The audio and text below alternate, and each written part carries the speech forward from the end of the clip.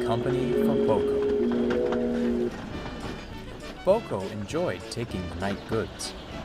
The evening air was crisp, and it was nice running with no other engines around.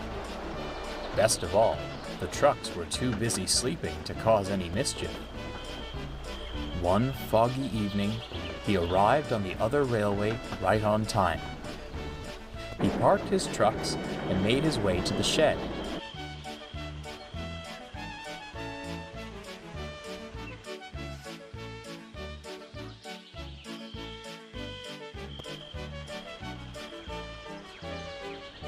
The yard was big, but Boco never had any trouble finding his way.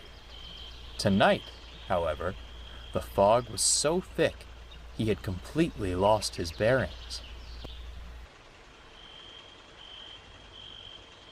Strange, he muttered to himself. I'm certain the sheds were around here.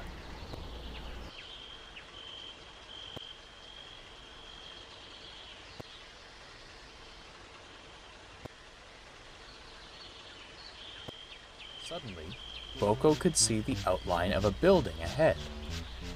Finally, he smiled. His relief was short-lived. As he drew closer, he saw it wasn't the big shed where the mainland diesels slept.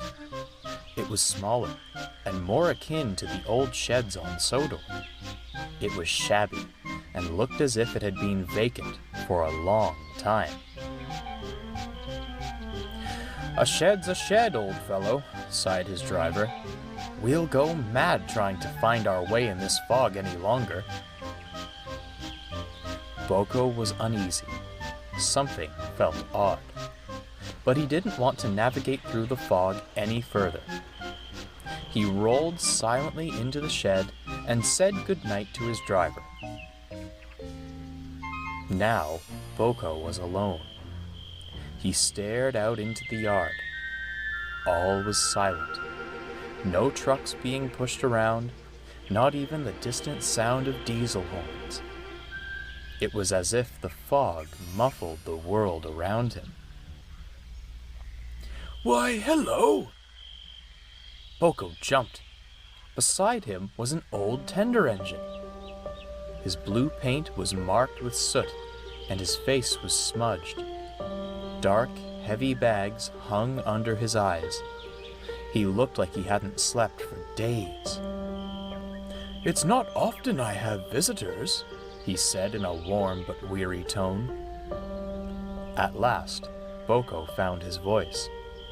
I'm sorry, he stuttered. I didn't mean to intrude. My driver and I got lost in the fog and... No need to apologize, chuckled the engine. Fog can lead you places you don't expect to be. Besides, it's nice to have company for a change. Well, thank you, smiled Boco. I must admit, I am surprised. I've been taking the night goods for years, but I've never seen this shed before, or you, for that matter. The old engine chuckled again. You're not the only one. Seems I'm invisible to most who work here. The engine eyed Boco up and down. You're a Sodor engine, aren't you? How did you know? You're different from the diesels that live around these parts. Much more courteous for a start. I was a Sodor engine too, many moons ago. Boco was surprised. Yes, it's true, laughed the engine, spying the look of shock on Boco's face. Used to work at the big station. Lovely place it was. The engine sighed and looked down at his buffers. Oh, only wish I'd appreciated it more at the time. Why don't you return? Asked Boco. I'm sure the fat controller would welcome you back with open arms. Oh, no, stammered the engine. He didn't have the patience for an engine like me. Nonsense, smiled Boco. He certainly wouldn't want to see you in a state like this. Tell you what, come back with me tomorrow. The old engine ignored this. "Tell me," he asked, "is Edward still around?" "Oh, yes," replied Boco. "I work on his branch line."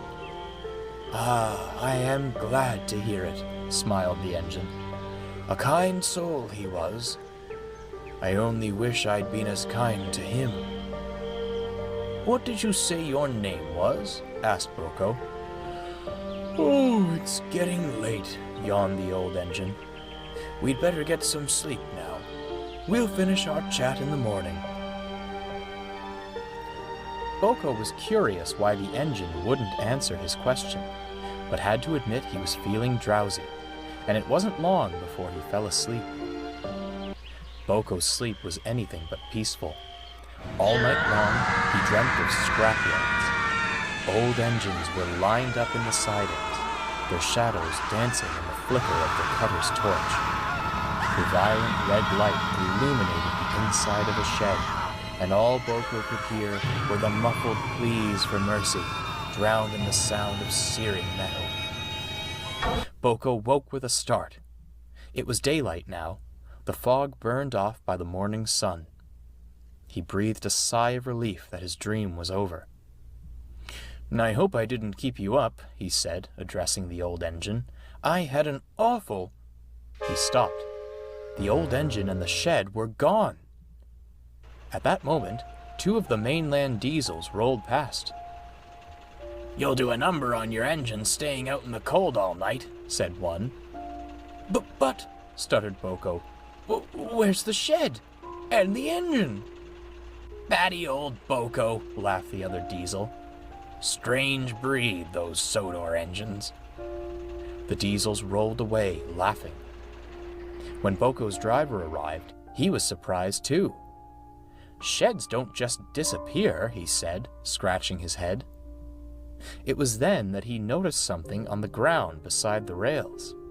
He bent down for a closer inspection. "I think it's a number plate," he said. 87546. "Could we take it back with us?" asked Boco. The driver brought the number plate into the cab. Boco set off for home with much on his mind. He didn't know what to make of the old engine, the disappearing shed, or his dream.